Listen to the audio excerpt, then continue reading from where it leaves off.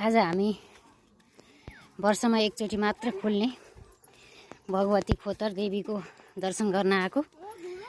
यो चाहिँ सप्तरी जिल्लाको बक्सा भन्ने ठाउँमा भित्रपट्टि पर्छ। खोतर देवी माता कि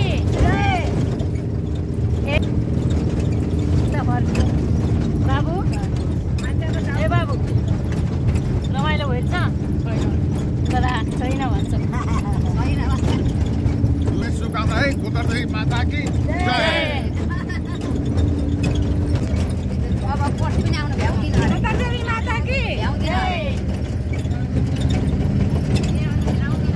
भ्याउँदिन अरे ड्युटी पर्छ अरे कमक्क परिसकेछ के खोतर देवी जानु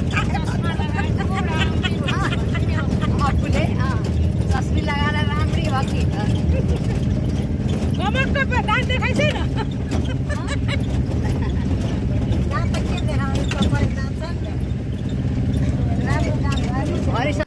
अनि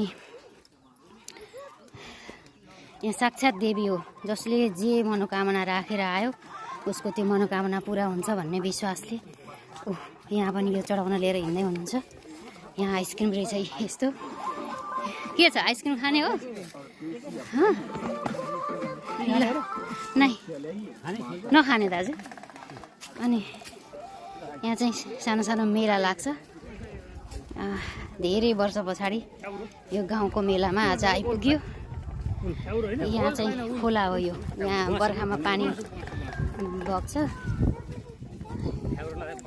यहाँ चाहिँ धेरै जसो केटाकेटीहरू पनि आउने भएको भएर केटाकेटीले खेल्ने सामान नै बढिरहेछ।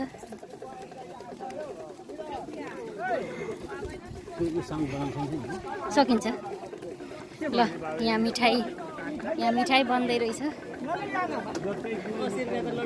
जेरी यहाँ पनि त्यस्तै छ। रसभरी लालमोहन सबै राम्रो रहेछ होइन। तपाईँहरूको पाक पनि सफा, घिउ पनि राम्रो।